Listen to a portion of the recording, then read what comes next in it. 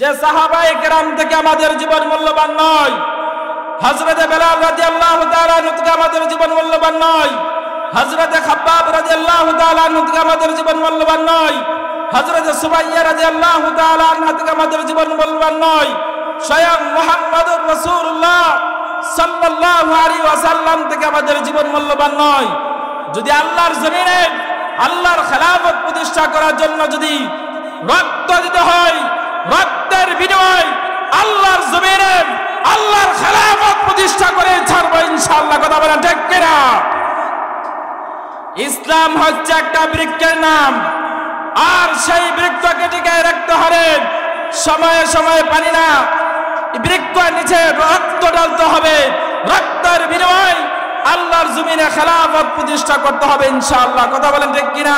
আলহামদুলিল্লাহ আলহামদুলিল্লাহ নাহমাদুহু ওয়া নাস্তাঈনুহু ওয়া নাস্তাগফিরুহু ওয়া নু'মিনু বিহি ওয়া নাতাওয়াক্কালু আলাইহি ওয়া না'উযু বিল্লাহি মিন শুরুরি আনফুসিনা ওয়া মিন সাইয়্যাতি আ'মালিনা।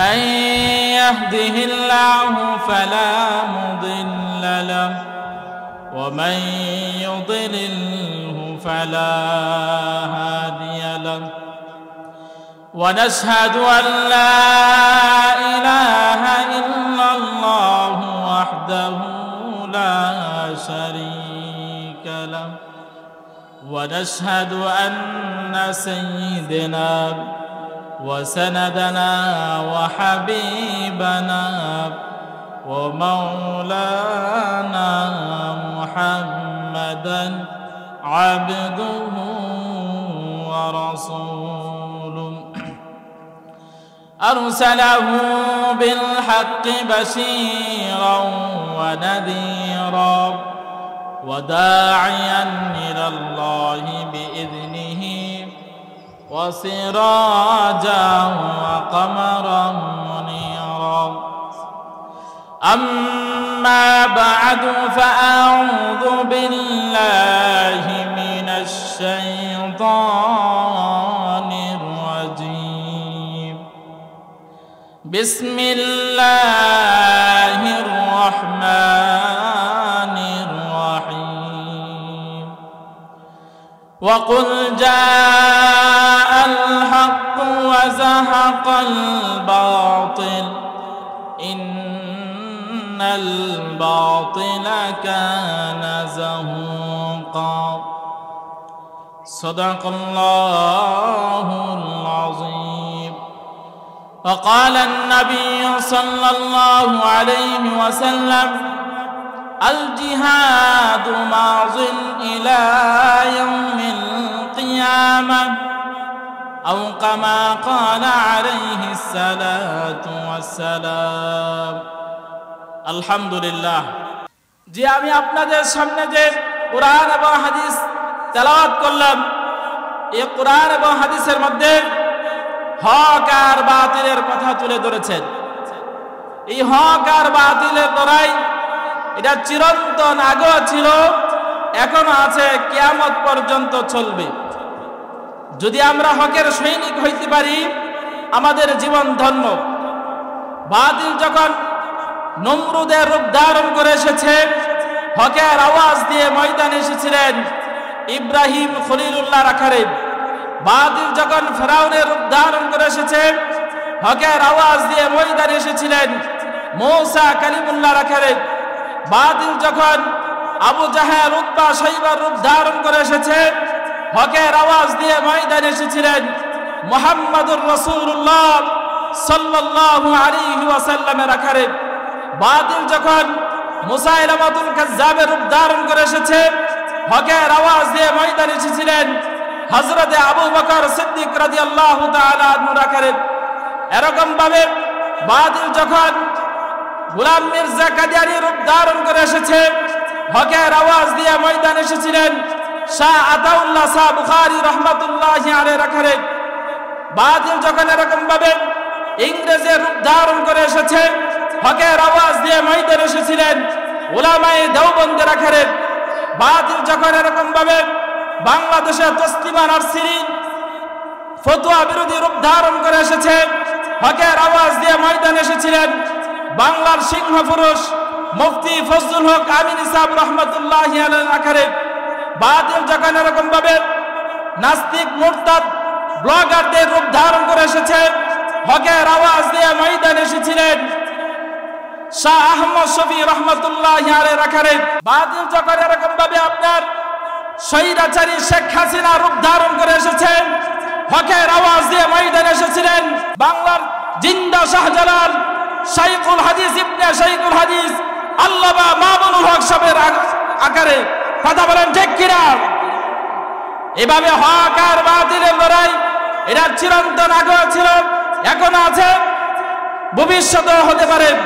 এই জন্য আমি আপনাদের সামনে বলতে চাই, এই কোরআনের আলোচনা আল্লাহর জমিন থেকে নিষ্পেষিত করে দেওয়ার জন্য, বন্ধ করে দেওয়ার জন্য যুগে যুগে চেষ্টা করেছে।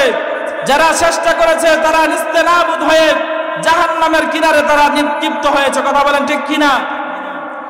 ইসলামকে নিভিয়ে দেওয়ার জন্য, ইসলামের দাওয়াতের প্রচার প্রসারকে বন্ধ করে দেওয়ার জন্য হযরতে বেলাল রাদিয়াল্লাহু তাআলা আনহুকে আপনার গলায় রশি দিয়ে মরুভূমিতে টানা হেঁচড়া করেছে, ইসলামের আলো তারা নিভাইতে পারে নাই। এরকম ভাবে হযরতে খাব্বাব রাদিয়াল্লাহু তাআলা আনহুকে জ্বলন্ত কয়লার উপরে শোয়াইয়া দেওয়া হতো, যার চামড়া এবং চর্বির কারণে আগুন নিভে যাইত। কিন্তু এত নির্যাতন করার পরও ইসলামের আলো তারা নিভাইতে পারে নাই। শুধু তাই নয়, 90 বছরের একজন সাহাবিয়া হযরতে সুমাইয়া রাদিয়াল্লাহু তাআলা আনহাকে জনসম্মুখে উপস্থিত করে, বিবস্ত্র করে, উলঙ্গ করে, মাটির সাথে চিৎ করে শোয়াইয়া দেওয়া হতো। এমনকি হযরতে সুমাইয়া রাদিয়াল্লাহু তাআলা আনহাকে লজ্জাস্থানে তীর নিক্ষেপ করে তাকে শহীদ করা হয়েছে, কিন্তু তারপরও তারা ইসলামের আলো নিভাইতে পারে নাই। আমরা হয়তো অনেকেই জানি না, আমার আপনার নবী এবং সাহাবায়ে কেরামের একটি জামাত 3 বছর কারাবন্দী অবস্থায় ছিল। আমাদের অনেকের জানা নাই, আমার আপনার নবী যে জেল কেটেছে, এই জেলের কঠোরতা না পৃথিবীর শুরু লগ্নে ছিল, না এখন আছে, না ভবিষ্যতে হতে পারে।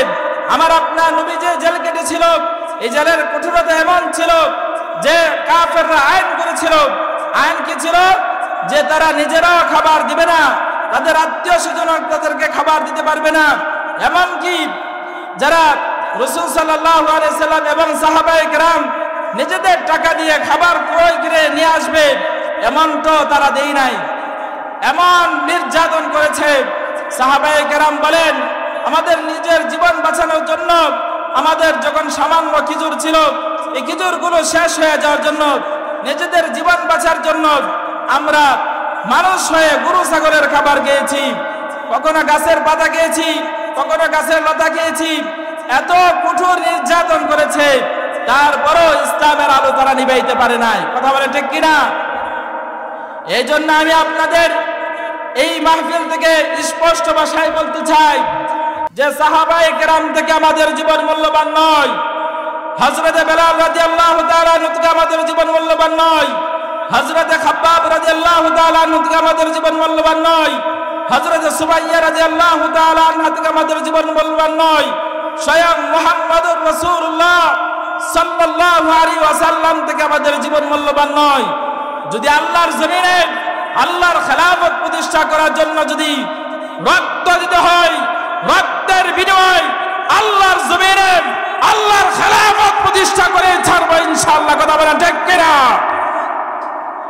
ইসলাম হচ্ছে একটা বৃক্ষের নাম, আর সেই বৃক্ষকে টিকায় রাখতে হবে সময়ে সময়ে পানি না, বৃক্ষের নিচে রক্ত ঢালতে হবে, রক্তের বিনিময় আল্লাহর জমিনে খেলাফত প্রতিষ্ঠা করতে হবে ইনশাআল্লাহ। কথা বলেন ঠিক কিনা? ইসলামের আলোকে নিভিয়ে দেওয়ার জন্য আপনার বাংলাদেশে স্বৈরাচারী শেখ হাসিনা উলামায়ে কেরামদেরকে বন্ধ করেছিল। শেখ হাসিনা চেয়েছিল এই দেশ থেকে দাড়ি বন্টন করবে, এই দেশ থেকে মসজিদ থেকে মুসল্লিহীন করবে, এরকম ভাবে ষড়যন্ত্র করেছিল। যারা ষড়যন্ত্র করেছিল আজকে তারা দেশ থেকে চোরের মতন বের হয়েছে। কথা বলেন ঠিক কিনা?